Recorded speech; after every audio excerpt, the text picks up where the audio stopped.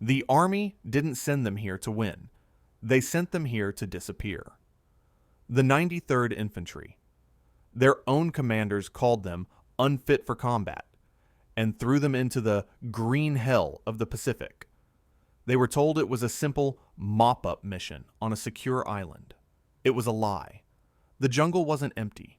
It was a trap, teeming with thousands of starving enemies waiting in spider holes. It was supposed to be a death sentence. But the 93rd had other plans. Quick roll call. Drop your city in the comments right now. Let's get into it. To understand the tragedy of the 93rd, you have to understand the mindset of the American military in 1942. The country was desperate for manpower, but it was terrified of black power. The army was strictly segregated, and the brass in Washington was paralyzed by a racist dilemma. How do you use black bodies to win a war without giving black men the glory that comes with it?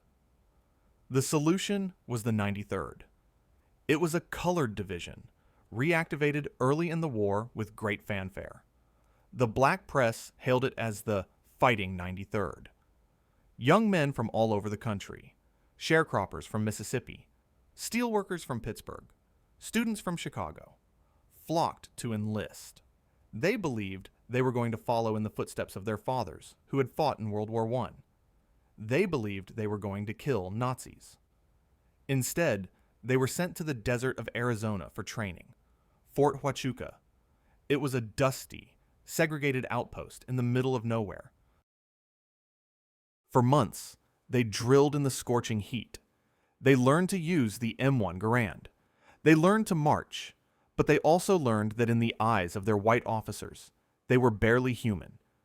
The officer corps of the 93rd was almost entirely white, and many of them were Southern men who viewed their assignment to a black division as a punishment. They called the troops monkeys to their faces. They enforced Jim Crow laws on the federal base with a brutality that shocked the Northern recruits.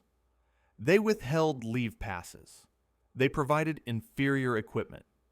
The morale of the division was being poisoned from the top down before they ever saw an enemy.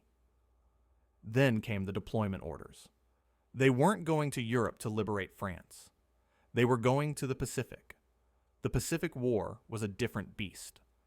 In Europe, there were cities, roads, civilians. There was a semblance of civilization. In the Pacific, there was only nature trying to kill you. When the 93rd arrived at Guadalcanal and later Bougainville in 1944, they stepped off the landing craft into a sauna. The heat hit them like a hammer, wet, heavy, and suffocating. The smell was a mixture of rotting vegetation, salt water, and dead bodies. The white units already stationed there looked at the fresh black troops with a mixture of curiosity and contempt. "The darkies are here to carry the crates," they joked. And for the first few weeks, that seemed to be the truth. The 93rd was put to work unloading ships, building roads, and stacking ammunition. It was backbreaking, humiliating labor. The men who had trained to be infantrymen were being used as mules. But the jungle has a way of equalizing things.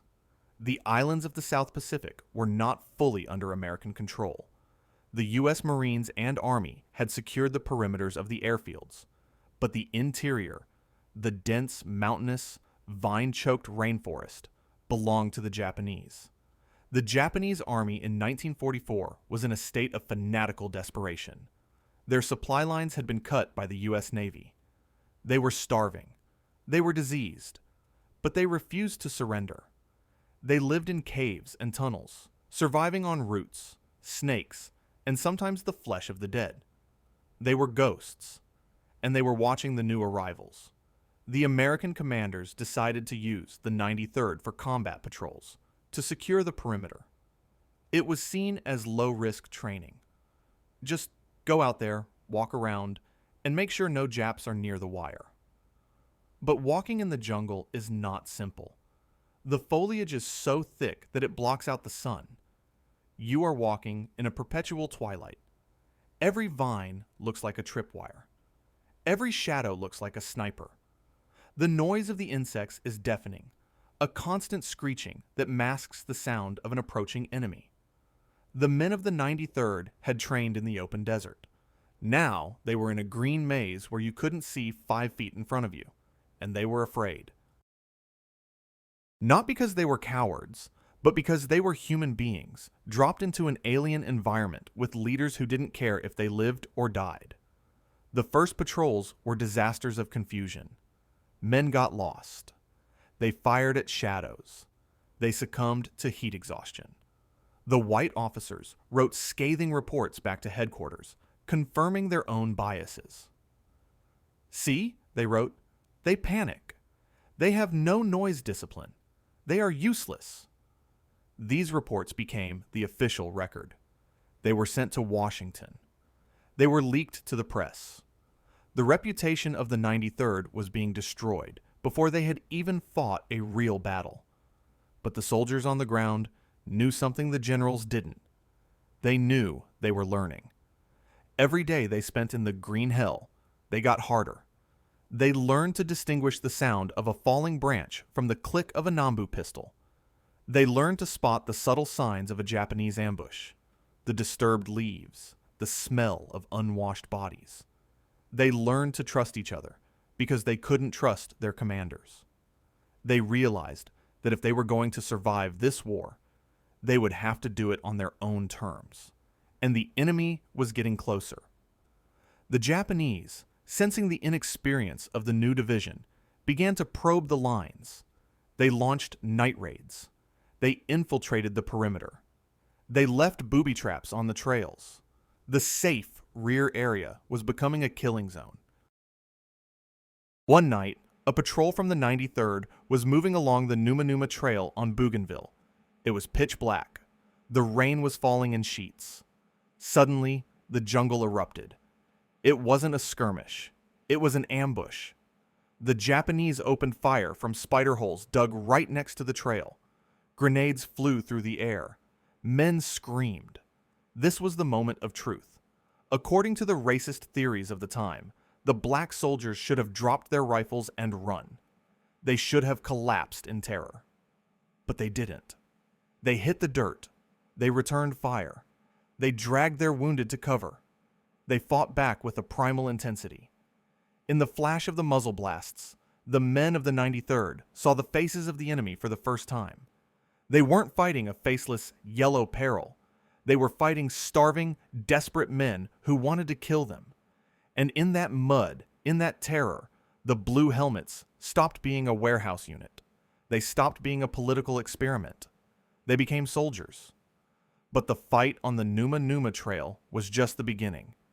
The 93rd was about to be scattered across the Pacific. They would be broken up into regiments and battalions, attached to white divisions that didn't want them, and sent to the most forgotten corners of the war. They were about to embark on a journey of isolation and endurance that has few parallels in military history. To the folks back home in 1944, the South Pacific sounded like a travel brochure. It conjured images of swaying palm trees, white sandy beaches, and turquoise waters. But for the men of the 93rd Infantry Division, the reality was a biological nightmare that defied imagination. The islands of Bougainville, Guadalcanal, and Moritai were not paradise. They were petri dishes of disease and decay. The jungle was not a backdrop. It was an active, predatory combatant that was trying to digest them alive. From the moment they dug their first foxholes, the environment declared war on them. The heat was a physical weight, a suffocating blanket of humidity that hovered around 100 degrees with 90% humidity. You didn't just sweat, you leaked. Within minutes of stepping off the boat, uniforms were soaked. Within days, they were rotting. The canvas and cotton of the U.S. Army issue gear disintegrated in the damp air. Boots turned green with mold. Belts snapped. And then, the rot moved from the equipment to the men. They called it jungle rot. It started as a small itch, a rash in the armpits or the groin or between the toes. But in the filth of the foxholes, where men couldn't shower for weeks, Where they slept in mud mixed with their own waste, the fungus exploded. It ate through the skin. It created open, weeping ulcers that refused to heal. Men looked down at their feet and saw raw meat. The pain was excruciating, a constant burning fire that made every step a test of willpower, and the 93rd took the brunt of it. Because they were the Unwanted Division, they were often assigned the worst bivouac areas, the low-lying swamps, the tidal basins where the water stagnated, and the mosquitoes bred in clouds thick enough to choke a man. This brings us to the second enemy, the mosquito. The Anopheles mosquito was the air force of the jungle, carrying a payload of malaria. Malaria doesn't kill you quickly, like a bullet. It breaks you slowly. It starts with the chills, shaking so violent that your teeth crack. Then comes the fever, spiking to 105 degrees, cooking your brain. Then the exhaustion, leaving you too weak to lift a rifle. Here is where the racism of the 1940s turned from social policy into lethal negligence. There was a prevailing pseudoscientific belief among many white medical officers that African Americans were immune to tropical diseases. It was a hangover from the days of slavery, a justification used to work black people to death in the cotton fields. This lie persisted in the Pacific. While white units were prioritized for quinine and atabrine, anti-malarial drugs, the supply lines for the 93rd were often delayed or short. When the black soldiers reported for sick call, shaking with fever, they were often accused of malingering. "You people are used to this heat," the white doctors would say. They were sent back to the line, delirious, forced to man machine guns while their bodies were shutting down. And then there were the experiments. The army was testing new drugs and chemical repellents for the jungle.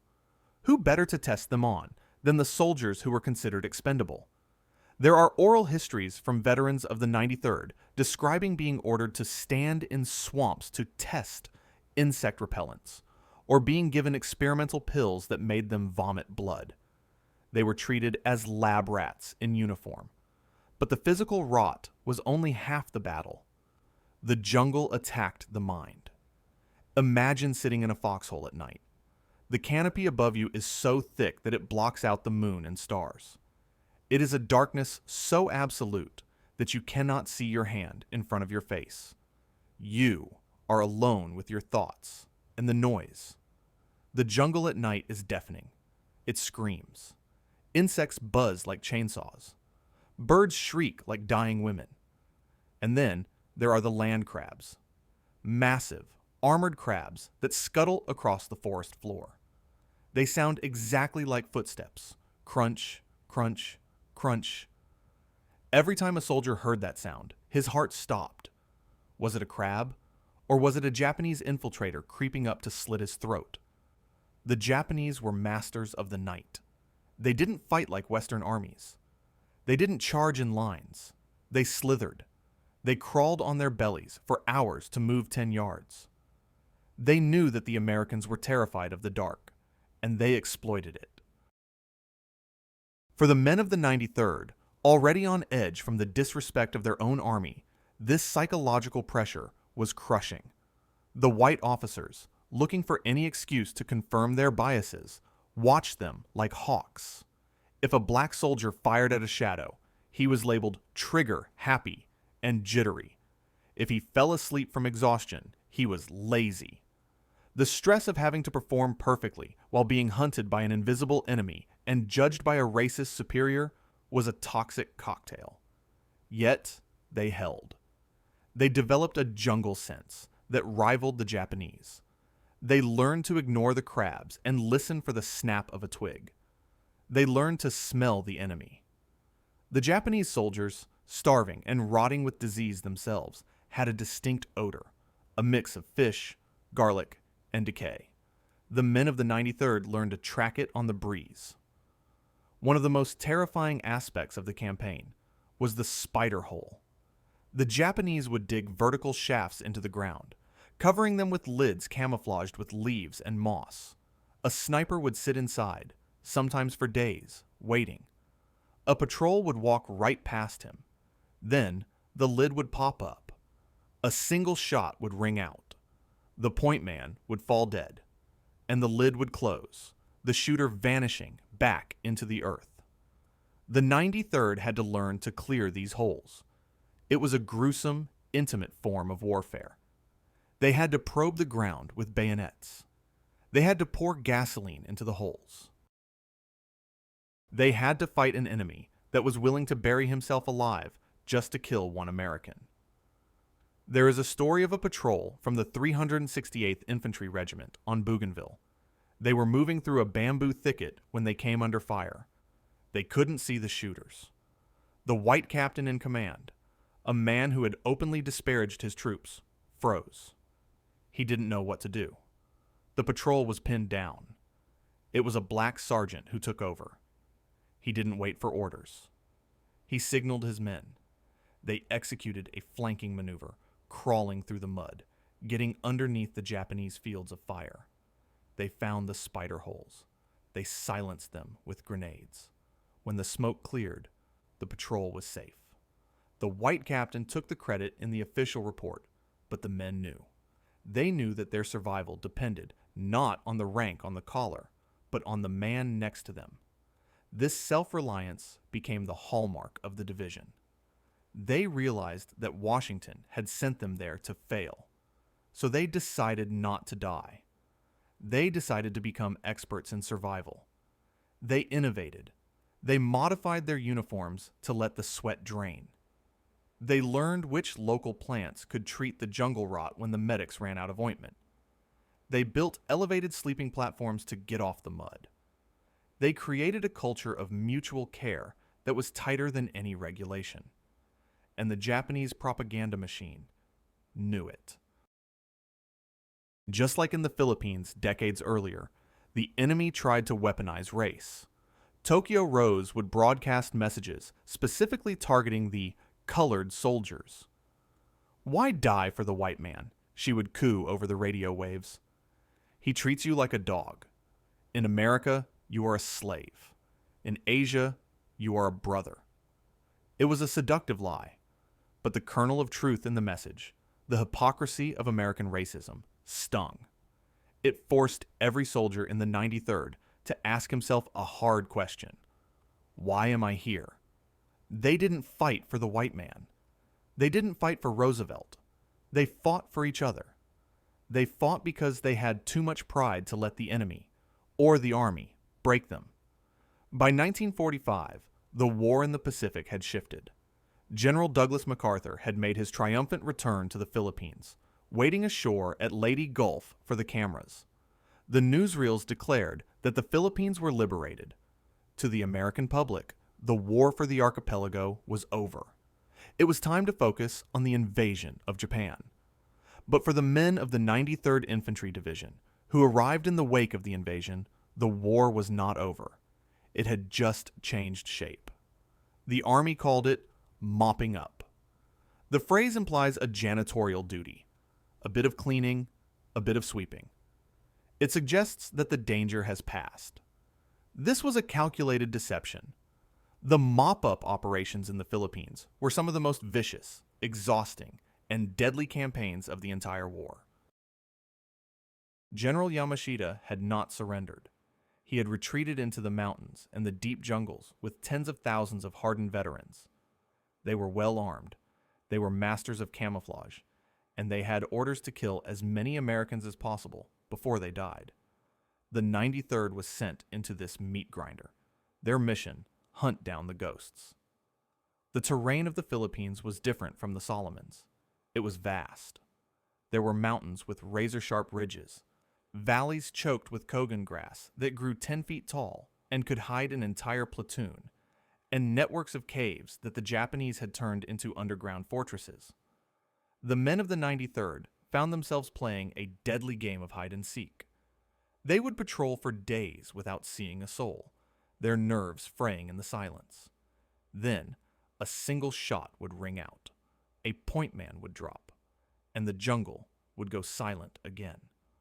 The Japanese sniper would be gone, vanished into a tunnel system that could stretch for miles, and they were doing it with the worst equipment in the theater.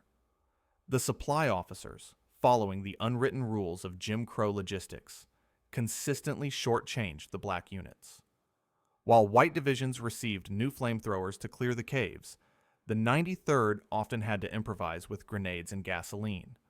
While white units got fresh radios, the 93rd struggled with equipment that rotted in the humidity. They were fighting a first-rate enemy with second-rate gear. But the most dangerous friction wasn't with the Japanese. It was with their own side. As the 93rd moved through the liberated areas, a complex social dynamic began to unfold. The Filipino people, who had suffered brutally under Japanese occupation, welcomed the Americans as saviors, but they didn't understand American racism. To a Filipino villager, a black soldier was just an American. He was a Joe. He was a liberator. The white military police, MPs, and officers began to enforce a strict, unauthorized segregation in the Philippines. They declared certain villages off-limits to black troops. They harassed black soldiers who were seen talking to Filipino women. They spread lies to the locals, telling them that black men were diseased, that they were criminals, that they had tails. This slander backfired. The Filipinos saw that the black soldiers were kind, generous with their rations, and respectful. The bond between the blue helmets and the locals deepened, and then the tension snapped. There is an incident that is rarely spoken of in official histories, a moment that came dangerously close to a mutiny, or, more accurately, a civil war within the army. It happened near a rest area. A group of black soldiers from the 93rd were socializing with locals. A jeepload of white MPs pulled up. They jumped out, batons in hand, shouting racial slurs, demanding to know what the niggers were doing there. They tried to arrest a black sergeant for fraternization, but these weren't the raw recruits of 1942. These were jungle veterans. They had killed Japanese soldiers. They were armed with Thompson submachine guns and M1 carbines, and they were done being pushed around. The black soldiers didn't back down. They leveled their weapons at the MPs. Imagine the scene. A dusty road in the Philippines, palm trees swaying, and two groups of Americans wearing the same uniform, swearing allegiance to the same flag, pointing loaded automatic weapons at each other's chests. The air was thick with the potential for a massacre. "You take one more step," a black soldier reportedly said, "and you die." The MPs, realizing they were outgunned and facing men who had lost the fear of death, retreated. They got back in their jeep and drove away. No shots were fired, but the message was sent. The chain of command was broken. The authority of the white supremacy that held the army together had been challenged at the barrel of a gun. The army hushed it up. They didn't want a race riot in the middle of a war zone. They transferred units. They rotated MPs. But the story spread through the division like wildfire. It became a legend of resistance. It proved that the only thing protecting a black man was his own resolve. Meanwhile, the war against the Japanese continued. The 93rd was sent to the island of Morotai, and later to the Zamboanga Peninsula. They developed a reputation for aggressive patrolling. They captured a Japanese diary during one raid. The entry read, "We are afraid of the black soldiers. They are not like the others. They move like shadows. They do not fear the night." It was the ultimate validation. The enemy respected them more than their own generals did. One of the most harrowing aspects of the Philippine campaign was the sheer inhumanity of the conditions. The 93rd was often tasked with burying the dead, both American and Japanese. In the tropical heat, a body decomposes in hours. The smell of the battlefield was a physical force, a stench of bloating corpses, sulfur, and wet earth. The black troops were designated as the gravediggers, a final insult from a system that viewed them as unclean. But they performed this duty with a solemn grace. They handled the bodies of white soldiers, men who might have hated them in life, with care. They wrapped them in ponchos. They marked the graves. They said prayers. They showed a humanity that shamed the system that enslaved them. As the summer of 1945 approached, the men who sat in the foxholes of the Philippines were no longer the boys who had left Chicago and New York. They were politically awakened. They saw the colonial nature of the war. They saw the Americans trying to reestablish control over the Philippines. They realized that they were pawns in a global game of empire. They began to ask, when we go home, who are we? The atom bombs dropped on Hiroshima and Nagasaki in August 1945 brought the war to a sudden, blinding halt. The news rippled through the jungle. The Japanese surrendered. The killing stopped. But for the 93rd, the end of the war brought a strange sense of unease. They had to go back to a country where a black soldier in uniform had just been blinded by a police chief in South Carolina. They had to go back to the back of the bus. The blue helmets were coming home. When the transport ships carrying the men of the 93rd Infantry Division sailed under the Golden Gate Bridge in late 1945 and early 1946, the mood should have been jubilant. They were the survivors of the Green Hell. They had done their duty. But the United States Army had one final mission for the 93rd: disappear. There were no ticker tape parades for the blue helmets. There were no keys to the city. The white divisions returning from Europe were greeted with bands and cheering crowds. The black divisions returning from the Pacific were greeted by military police with billy clubs and specific instructions. Get off the boat, get on the train, and get out of sight. The Army was terrified. They were bringing back thousands of black men who had been trained to kill. Men who had lost the habit of looking down when a white man spoke. The potential for social upheaval was massive. So, the deactivation of the 93rd was swift and brutal. The division was broken up almost immediately. The men were handed their discharge papers, a train ticket, and a final unspoken warning. The war is over. You are a nigger again. The journey home was a descent back into the caste system. As the trains crossed the Mason-Dixon line, the conductors came through the cars. They ordered the black veterans, men wearing the combat infantryman badge and the Purple Heart, to move to the Jim Crow car. This was usually the car directly behind the coal engine, where the smoke and soot blew in. They were forced to give up their seats to German prisoners of war, who were being transported to detention camps. Think about that image. A Nazi soldier, the enemy of freedom, sitting in a cushioned seat, eating a hot meal, while the American soldier who defeated him sits in the soot, hungry and humiliated. And then the violence began. The white establishment in the South was determined to put the veterans back in their place. They targeted men in uniform. A black man in a uniform represented authority, dignity, and federal power. 3 things the Jim Crow South could not tolerate. The story of Sergeant Isaac Woodard is the story of every black veteran who came home in 1946. Woodard had been discharged hours earlier. He was on a Greyhound bus, heading home to South Carolina to see his mother. He was still in uniform. He asked the bus driver if there was time to use the restroom at a stop. The driver cursed at him, calling him boy. Woodard argued back. At the next stop, in Batesburg, South Carolina, the driver called the police. Police Chief Linwood Scholl arrived.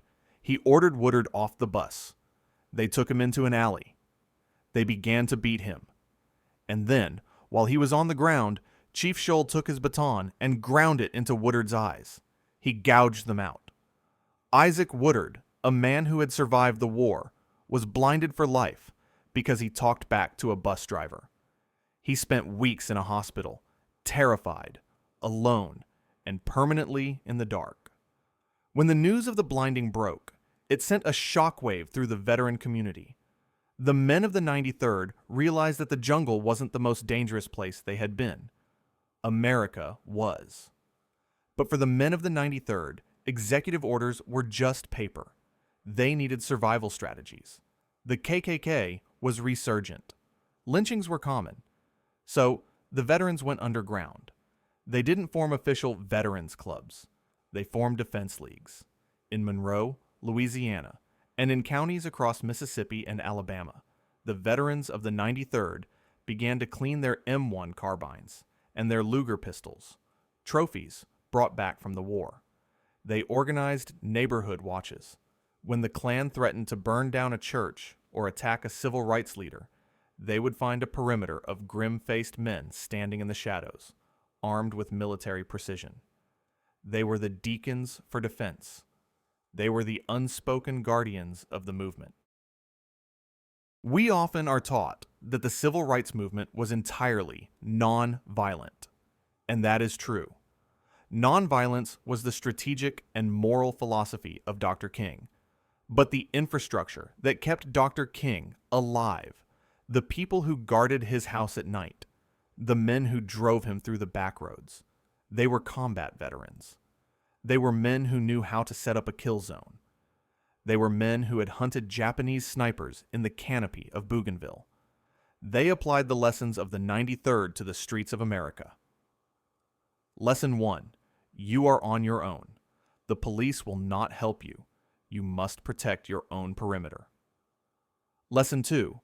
Discipline saves lives. A mob is dangerous. A squad is lethal. The veterans brought military hierarchy and organization to the chaotic struggle for rights. Lesson 3.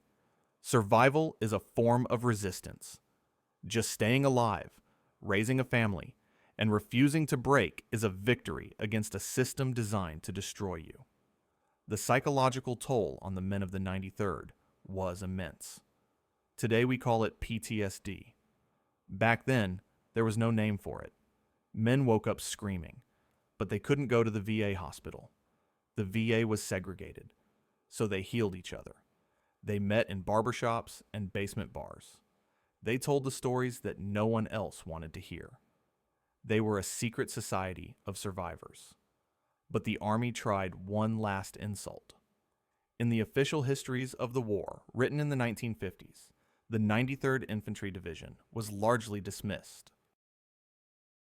The reports focused on the confusion of the early patrols.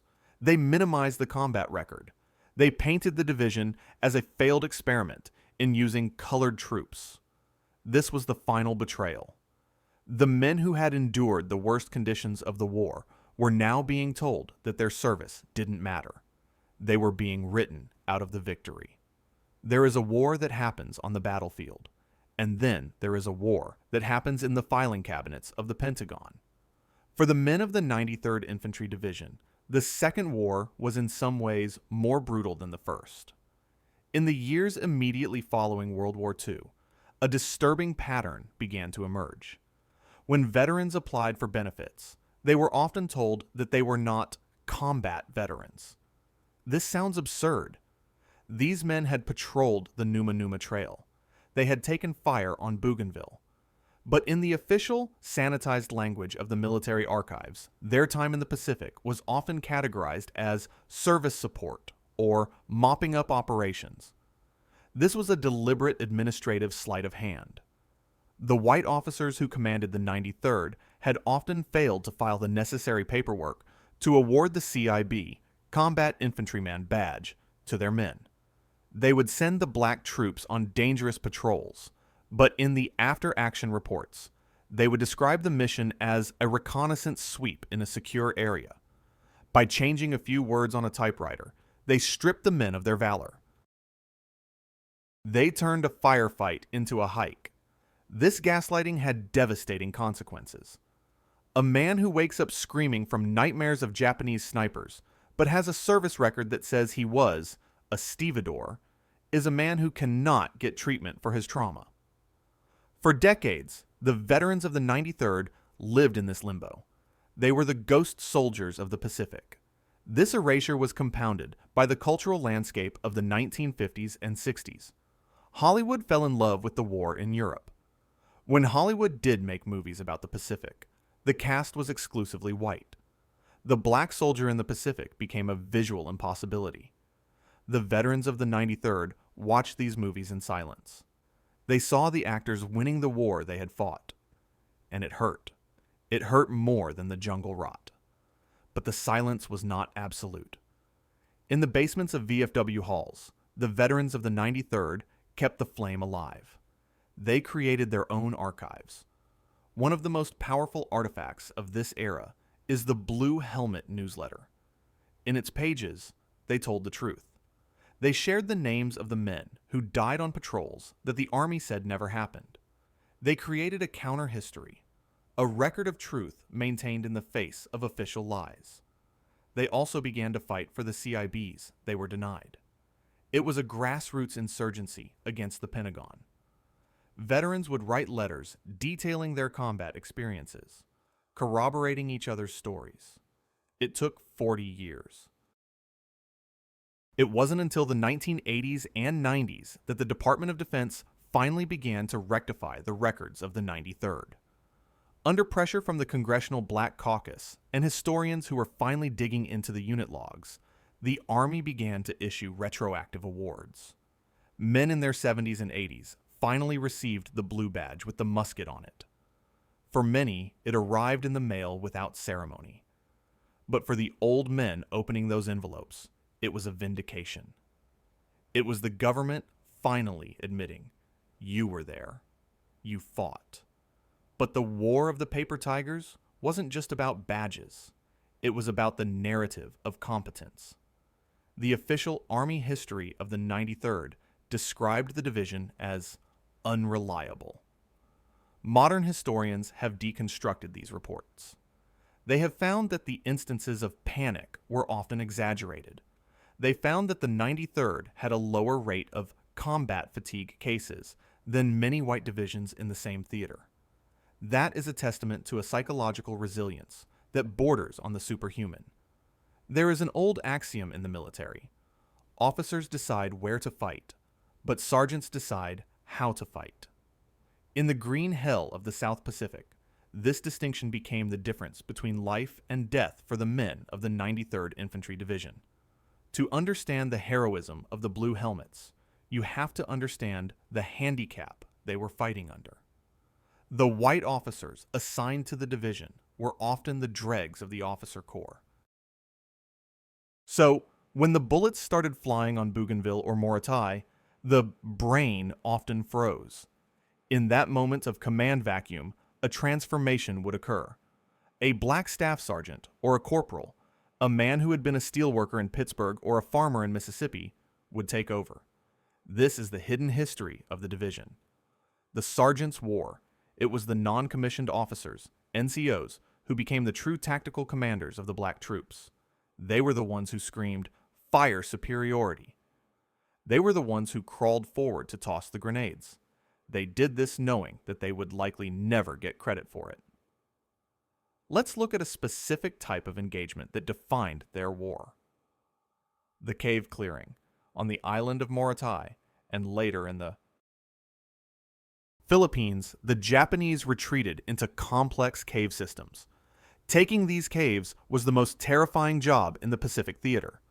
The white commanders would often order the 93rd to clear that ridge. The black troops would hike up the muddy slopes, carrying 70-pound flamethrower tanks on their backs. Imagine the physical courage required. You are walking toward a dark hole in the rock. You know there is a machine gun inside waiting for you. And you know that the man who ordered you to do this thinks you are a coward. Yet, they went. There is a recorded incident involving the 368th Infantry Regiment. A platoon was pinned down by a Japanese pillbox. The white officer was calling for a retreat. A black private grabbed a bundle of grenades. He didn't ask for permission. He low-crawled through the kunai grass. He got within 10 yards, stood up into the teeth of the fire, and lobbed the grenades into the firing slit. The pillbox was destroyed. When the silver stars were handed out later, that private didn't get one. This lack of individual recognition created a unique culture within the 93rd. Since they couldn't rely on medals or official praise, they relied on each other. The bond between the black soldiers was unbreakable. It also radicalized them. Seeing their white officers falter while they themselves excelled destroyed the myth of white supremacy in real time. You cannot believe that a white man is your natural superior when you have seen him crying in the mud while you are cleaning your rifle. The veterans of the 93rd came home with a secret knowledge. They are not better than us. In fact, in the dark, when it matters, we might be better than them. There is a supreme irony at the heart of the American century. The United States Army, an institution dedicated to maintaining order and hierarchy, trained a generation of black men in the skills necessary to overthrow the social order of the United States.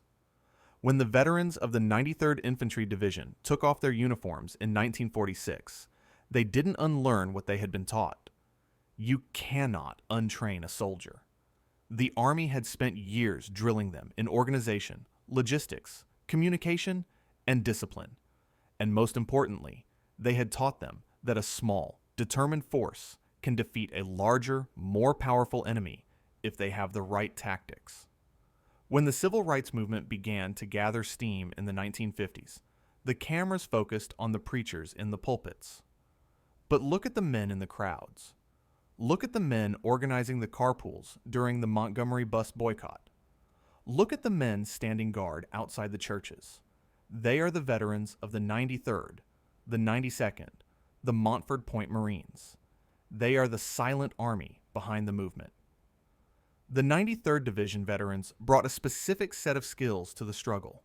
In the jungle, they had learned survival logistics. When the bus boycotts began, the black community had to create an entire public transportation system from scratch overnight. Who knew how to schedule routes, maintain vehicles, and coordinate pickup times with military precision? The former transport officers and NCOs of the black divisions. They also brought discipline. Nonviolent resistance is not passive. It requires an iron will. They learned it standing at attention while white officers screamed slurs at them. They had practiced the art of holding the line in the face of death. Holding the line in the face of a sheriff was a discipline they had already mastered. But there was another, darker contribution. The 93rd veterans knew that nonviolence had its limits. In communities across the South, the veterans of the 93rd formed the hard core of the resistance. They didn't march with signs. They sat on porches with shotguns. They patrolled black neighborhoods at night. They were the deacons for defense and justice. One veteran of the 93rd, interviewed in his 80s, was asked if he forgave the Army for how it treated him. He looked at the camera and said, "I didn't fight for the Army. I fought for the man next to me, and he was black. I fought for my people, and we won. We survived. That's the victory. Staying alive was the victory." This reframing is crucial. We often look for victory in terms of flags raised or cities captured. For the 93rd, victory was existential. The system tried to break them physically in the jungle and psychologically at home. It failed. They endured. They were the indestructible men. If you travel to the South Pacific today, to the islands of Bougainville or Guadalcanal, you will find that the jungle does not respect history. It respects only growth. The foxholes that the men of the 93rd Infantry Division dug with their entrenching tools and their fingernails have long since collapsed. The physical evidence of their suffering has been erased by the relentless, indifferent power of nature. But there is one place where their names are written in stone, if you know where to look. Thousands of miles away from the jungle, in the Manila American Cemetery in the Philippines, there are tall limestone walls known as the Tablets of the Missing. If you run your fingers over that cold white stone, you will find them. You will find the names of the men from the 368th, the 369th, and the 371st Infantry Regiments. For the families of these men, These walls were the only gravesite they ever had. They never got a body to bury. They got a telegram and a name on a wall half a world away. The tablets of the missing are a testament to the cost of the war, but they are also a symbol of the anonymity forced upon the black soldier. On the wall, the names are mixed together. In death, finally, they are integrated. But in life, the separation was absolute. With every death of a survivor, a library burned down. We lost the specific, tactical knowledge of how they survived. This loss of living memory is the greatest threat to the legacy of the 93rd. Unlike the Tuskegee Airmen, who had movies and a clear, soaring narrative of success, the story of the 93rd is murky. It is a story of endurance, not just victory.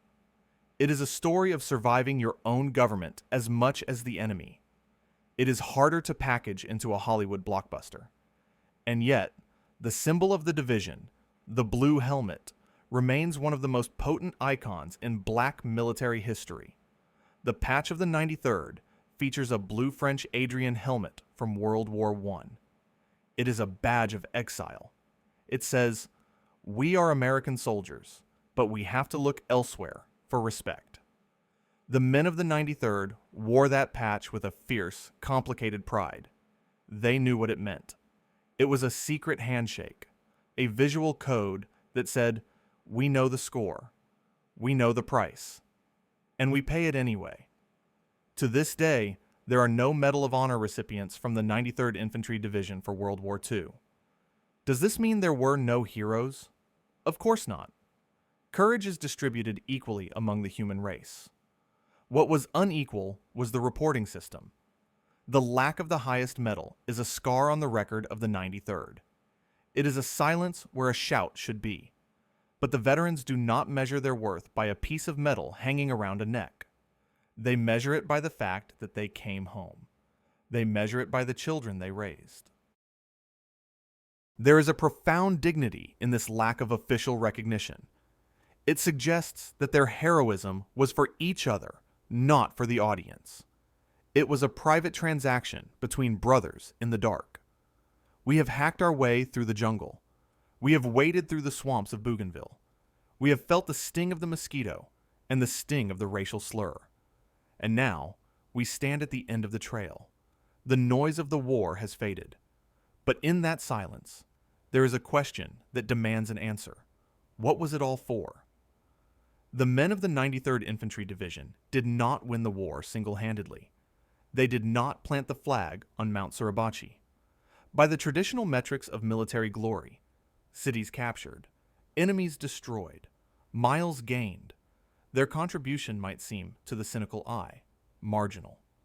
They were used as fillers, as laborers, as mops. But to judge the 93rd by traditional metrics is to use the ruler of the oppressor. You cannot measure their victory in miles. You must measure it in endurance. Their victory was that they existed. Their victory was that they walked into a machine designed to chew them up and spit them out. A machine comprised of the Japanese Imperial Army, the tropical climate, and the racism of the United States government. And they refused to be digested. They remained whole. They remained human. The 93rd proved that the black soldier was not an oxymoron.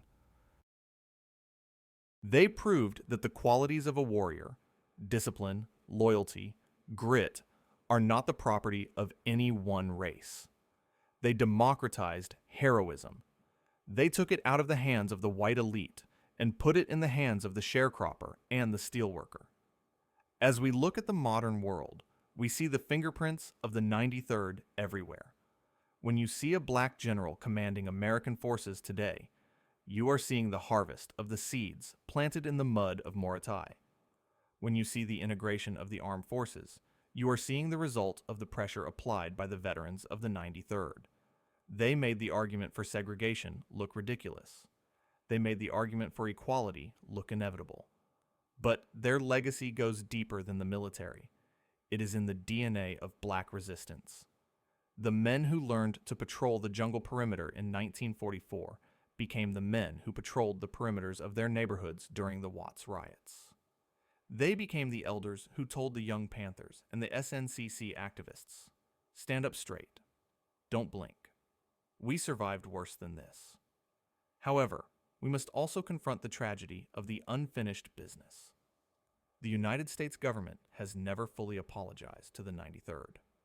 There has been no mass awarding of the combat infantryman badges that were stolen. There is no national holiday for the Blue Helmets. The erasure was so effective that even today, 80 years later, most Americans have never heard of them. This is why this video exists. This is why you are watching it. We are the new archivists. The Department of Defense may have closed the file, but we are opening it back up.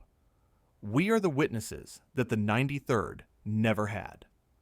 By learning their story, by feeling their pain and their pride, we are retroactively giving them the parade they were denied in 1946. We are building a monument not out of stone, which can be eroded by rain, but out of memory, which is indestructible. As we prepare to leave the green hill behind, I want you to focus on one image. Picture a soldier of the 93rd. He is young. He is tired. His uniform is rotting off his back. He is sitting on a log in the middle of the jungle, thousands of miles from a home that hates him. He is cleaning his M1 Garand. He looks up, and for a moment, his eyes meet yours across the decades. He isn't asking for your pity. He doesn't want your sympathy. He wants your respect. He wants you to know that he was there, that he held the line, that he didn't run. He wants you to know that when the world was on fire, he grabbed a bucket. The men of the 93rd Infantry Division, the 368th, 369th, 371st, and 372nd Regiments are slowly disappearing from the earth. The last voices are falling silent. The generation is passing. But they are not gone. They have simply moved to a new post.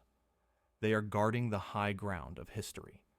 They are the unwanted who became the unforgettable. So, what are your marching orders? What do you do with this heavy, complicated, beautiful truth? You carry it. You carry it like they carried their rucksacks. You take this story and you use it.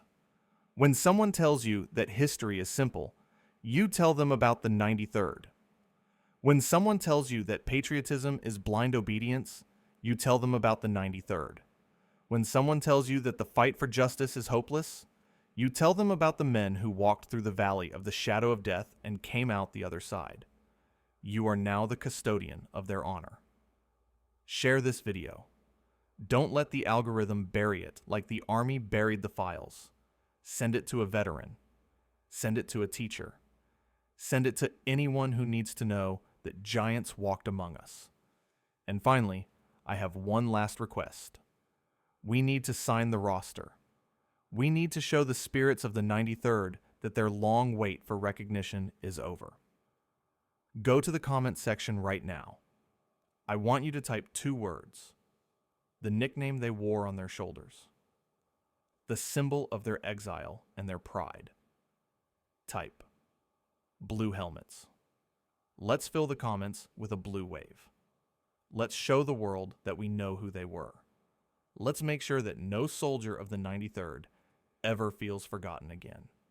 To the men of the 93rd Infantry Division, we see you. We honor you.